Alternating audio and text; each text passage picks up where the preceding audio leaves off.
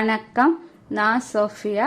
இந்த வீடியோவில் வந்து ஒரு ஸ்லீவ்லெஸ் கை, அதாவது நாங்கள் ஒரு ப்ளவுஸோ இல்லை சுடிதாரோ எந்த மேலே ஒரு டொப்பு ஏதாவது தைச்சாலுமே இப்போ ஸ்லீவ்லெஸ்ஸாக கை பொறுத்தலை வெறும் ஸ்லீவ்லெஸ் இல்லாமல் போடுறதுன்னு சொன்னால் அந்த பாட்டை, அந்த மேலே உள்ள பாட்டை வந்து நாங்கள் எப்படி ஒரு கிராஸ் பீஸ் கொடுத்து திருப்புறது, இல்லை கிராஸ் பீஸ் இல்லாமல் சும்மா ஒரு சதுர துணி எடுத்துட்டு அது மேலாலே தைச்சிட்டும் திருப்பலாம். இப்படி ரெண்டு வகையான ஈஸியான மெத்தடை உங்களுக்கு செஞ்சு காட்டுறேன். வாங்க எப்படி செய்யறதுன்னு பார்ப்போம். ஃபர்ஸ்ட் வந்து கிராஸ் பீஸ் மெத்தடில் எப்படி செய்யறதுன்னு பாருங்க. நான் இது வந்து இந்த கிராஸாக துணி வந்து வெட்டி வச்சிருக்கிறேன். இப்படி இழுப்படுது. இப்போ இது ரெண்டுமே நேராக இருக்குது. மேலே ஒரு பாட்டும் இதில் வந்து இதுக்கு மேலால் இன்னொரு பாட்டையும் வச்சு எல் ஷேப்பில் வச்சுட்டு இது மேலால் சரியாக ஒரு தையல் போட்டுட்டு வரேன்.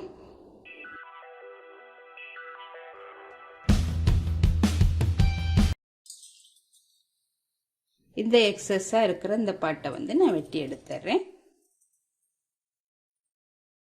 எடுத்துட்டு இதை இப்படி திருப்பிடணும். இப்போ ஒரு ஸ்ட்ரிப் ரெடி ஆயிட்டு, இதோட இன்னும் கொஞ்சம் பத்தலைன்னு சொன்னால் நாங்கள் இன்னும் 2-3 ஸ்ட்ரிப் போட்டுக்கிறலாம். நான் இன்னொன்னையும் இதோட சேர்த்து பொருத்திக்கிறேன்.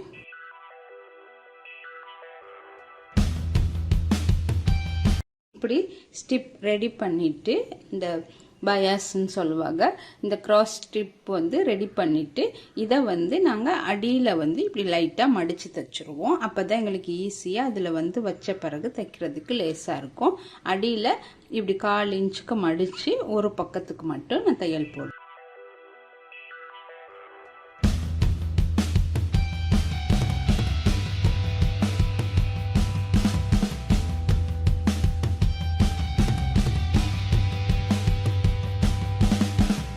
பாருங்க, இதுல ஒரே மாதிரி வச்சுட்டு எக்ஸஸை நான் வெட்டி எழுதுறேன்.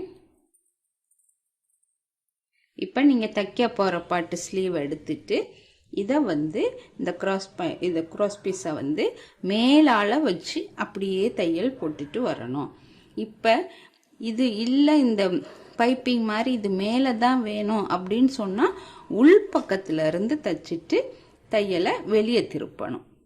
இந்த பக்கத்துக்கு வச்சுட்டு இதை இப்படியே உள் பக்கம் தைச்சிட்டு இப்படி திருப்பணும்னு சொன்னால் அது வெளிப்பக்கம் வந்துடும். இப்போ நான் வந்து மேலேருந்து உள்ளுக்கு கொண்டு போகிறேன். அதனால இந்த கிராஸ் பட்டியை வந்து இந்த ஸ்லீவ் இருக்குது, நாங்கள் வெட்டின பகுதி, அந்த பகுதியில் வந்து அந்த எண்டில் இருந்து வச்சு அப்படியே மேலாலே அடிச்சுட்டு போகணும்.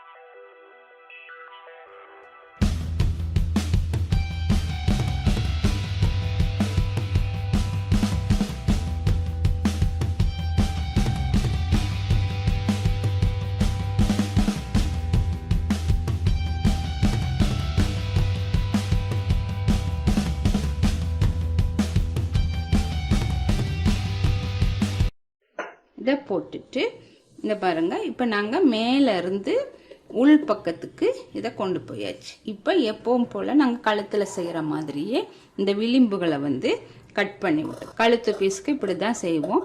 அதே மாதிரியே இதுலையும் செய்யணும். அப்போ தான் இந்த கட் பண்ணி விட்டால் தான் இந்த துணி வந்து திரும்புறதுக்கான சான்ஸ் இருக்குது. இப்போ இதை உள் பக்கம் திருப்பிட்டு நான் இது மேலாலேயே ஒரு தையல் போடுறேன்.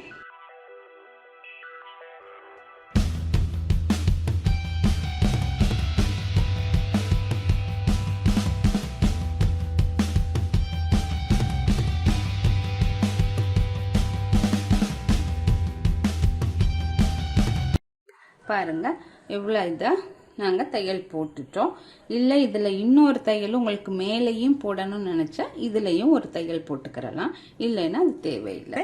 இது தான் வந்து கிராஸ் பீஸ் கொடுத்து எப்படி வந்து ஸ்லீவ்லெஸ் கை தைக்கிறதுன்னு சொல்லி ஒரு பக்கம் செஞ்சு காமிச்சிட்டேன். அடுத்தது என்ன சதுர துணியோ இல்லை என்ன மாதிரி ஒரு வேற வேஸ்ட் பீஸ் நீங்கள் கிராஸ் பீஸ்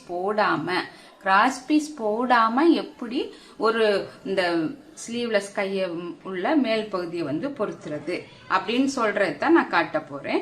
இப்ப நாங்க வந்து நீங்க இந்த துணியோட அளவுக்கு இருக்கான்னு மட்டும் ஒரு தேவையான அளவு துணி இருக்கான்னு பாத்துக்கிறோங்க. பார்த்துட்டு அதுக்கு மேலாலேயே இப்போ நாங்கள் இதை வெளிப்பக்கத்துல இருந்து உள் பக்கம் கொண்டு வர போகிறோம். அப்போ நாங்கள் தைக்க போகிற துணியை வந்து நீங்கள் இப்படி வச்சுக்கிறோங்க. கீழே அந்த துணியை கீழே வச்சுட்டு இது மேலாலேயே ஒரு 1/4 இன்ச்சுக்கு இந்த விளிம்பு இருக்குது. நாங்கள் எந்த எட்ஜை மூட போகிறோமோ, எந்த வளைவு கையாக இருக்கட்டும் கழுத்தாக இருக்கட்டும் எந்த பக்கத்தை மூட போகிறோமோ அந்த வளைவை அந்த கீழே உள்ள துணி மேலே வச்சுட்டு 1/4 இன்ச்சுக்கு அப்படியே தையல் போட்டுட்டே வரணும்.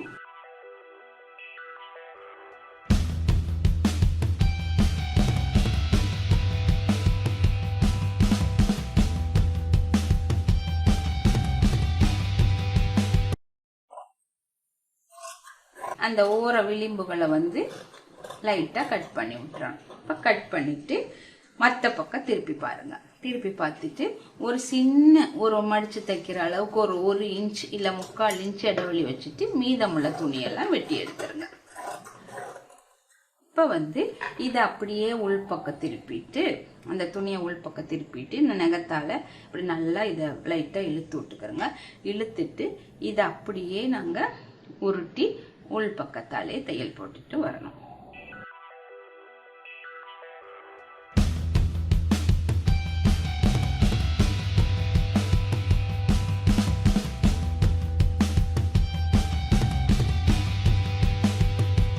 பாருங்க எவ்வளவு அழகா இப்ப மேல திருப்பி பாக்குற நேரம் இந்த பக்கமும் அழகா மூடுபட்டு.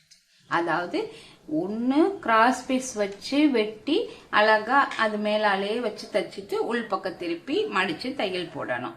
இல்லைன்னு சொல்லிட்டா ஒரு வேஸ்ட் துணியை எடுத்துட்டு எந்த அளவு நீட்டம் உங்களுக்கு அகலம் நீட்டம் இருக்குதோ அந்த அளவுக்கு அந்த சதுர துணியையோ வட்ட துணியோ ஏதோ ஒரு வேஸ்ட் கிளாத் எடுத்து அது மேலால வச்சுக்கிறோங்க.